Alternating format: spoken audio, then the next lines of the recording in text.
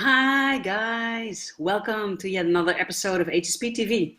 Today I want to talk to you about the 5 foundational qualities.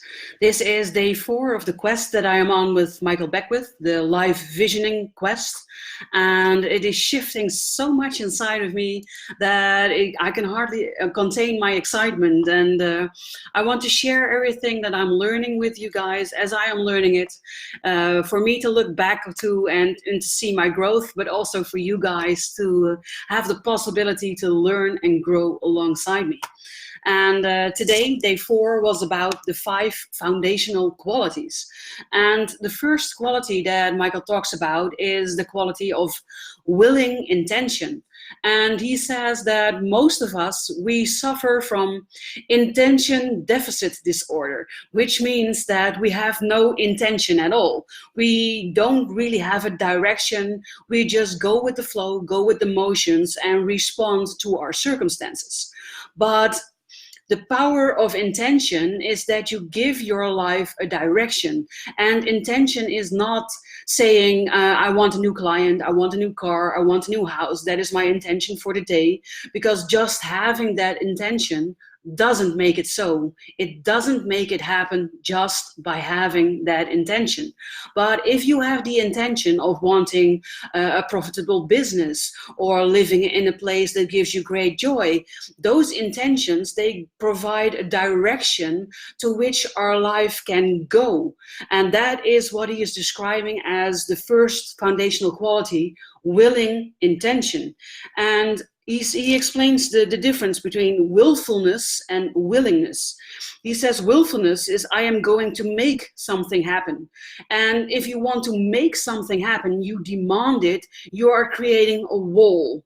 But if you are saying, I am prepared to let something happen, or I am prepared to open myself up to receiving, then you are providing a way for your intention to become a reality in your life.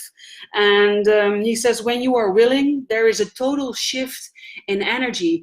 And maybe you already feel it when I explain it. And when I say willfulness, I am going to make this happen.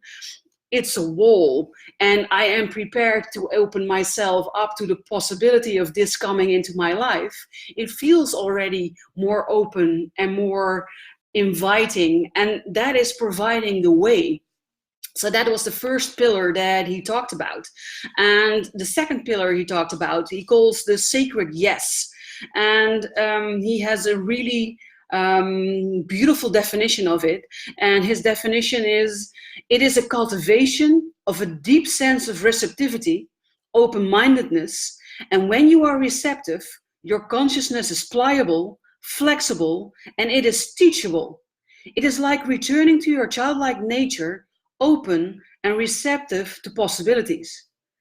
So that means that your sacred yes is not wanting things to happen, not the willfulness, but stepping back and allowing things to come to you, to be open to new possibilities, to be open to receive, to be open to whatever comes your way, and not be closed down, narrow-minded, or cynical, but be open, be receptive, be a vessel through which things can happen. That is the sacred yes. And that is the second pillar of the foundation that he's talking about. And the third one is surrender. And that is one that I am currently actively practicing, because it is, I was trying to control everything in my life, and that is a theme for highly sensitive people. We like to be in control because then we think we know what to expect. And it is also a part of our perfectionistic nature to want to be able to control things. But things that happen to you are often things that you have no control over, as I myself have experienced, and undoubtedly you have experienced as well. So surrender is about letting things just happen the way they happen. It's about letting things emerge through you. It's about being available for the things that want to emerge through you. It's about consenting to allowing the things to emerge through you. It's about yielding to your higher self. It is about letting go of all the safety nets that you created for you, letting go of all the structures, all the autopilot programs, all the rigid routines that you have, but being open instead to letting go, to not knowing how things are going to manifest in your life, but just surrender to the fact that they are going to manifest in your life in due time. He explains it as an apple tree surrendering so that an apple can emerge. And that to me was a really beautiful analogy. It made it much more clear to me. An apple tree does not will an apple to grow.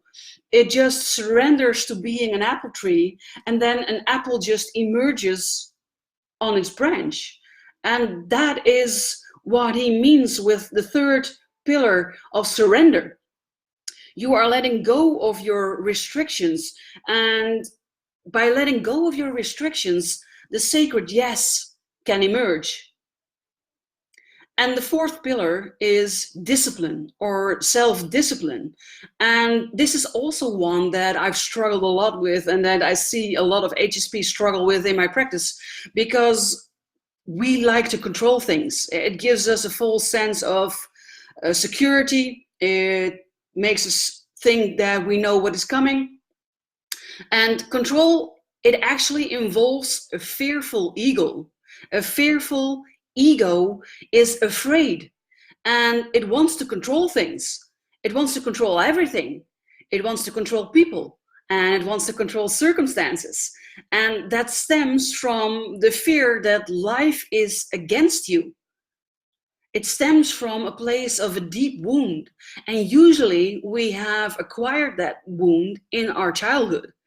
And control is a way for us to feel more in control, but also to feel more secure, to feel less hurt. But it is something that stems from fearful ego. So if you do not use control, then what do you use? So instead of control, you move to discernment. And that makes it so that we can make choices and change direction based on what is actually in front of us. Discipline is a form of freedom, and he says it leads to blisscipline. And that's a hyphenation of bliss and discipline, blisscipline. And I think it's a really beautiful word that should be put in the English dictionary, blisscipline. It's when you can just let go and surrender to what is, surrender to creation, and have the discipline to apply to yourself, so that you can illuminate the fact that the life and the universe are truly progressive.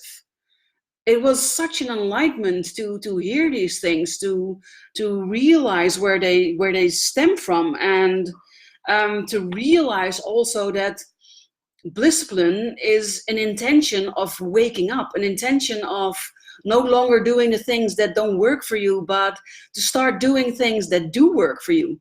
It's a huge eye-opener to me. And the last one he calls, the last pillar, is gratitude. And I already am practicing gratitude actively. I already am setting an intention for my day every day. But I am now aligning those intentions more with my higher self and what my higher self wants to create through me, or like opening myself up to see more of the possibilities of growth in my life, or opening myself up to receive more things to be grateful for, or opening myself up for different ways in which to be creative, for instance. And gratitude is already also a part of my daily routine. I either write down what I'm grateful for, or I combine it with my morning walk. And he says, gratitude is an attitude that takes you to a higher altitude. And I think that's a beautiful sentence. Gratitude is an attitude that takes you to a higher altitude.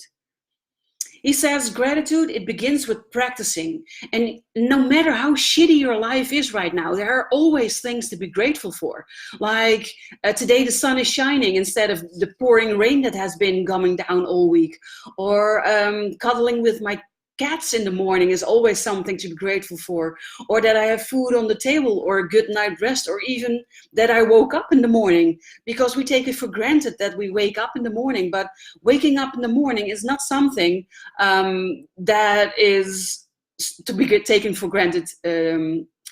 Waking up in the morning, there are a lot of people who don't wake up in the morning, so just waking up in the morning can already be something to be grateful for. And the moment you start to practice it, it becomes a way of life, and it fills you with the spirit of thankfulness, of thanksgiving. So practice daily the things that you're thankful for, the things that you're grateful for, because the energy that you send out is also just the energy that you attract back. So if you are more aware of the things in your life that right now you can already be grateful or thankful about, you will attract even more things to be grateful and thankful about. So really beautiful lesson today, and I wanted to share my insights with you guys in this new episode of HSP TV. And I hope to see you again tomorrow for my next insight and episode.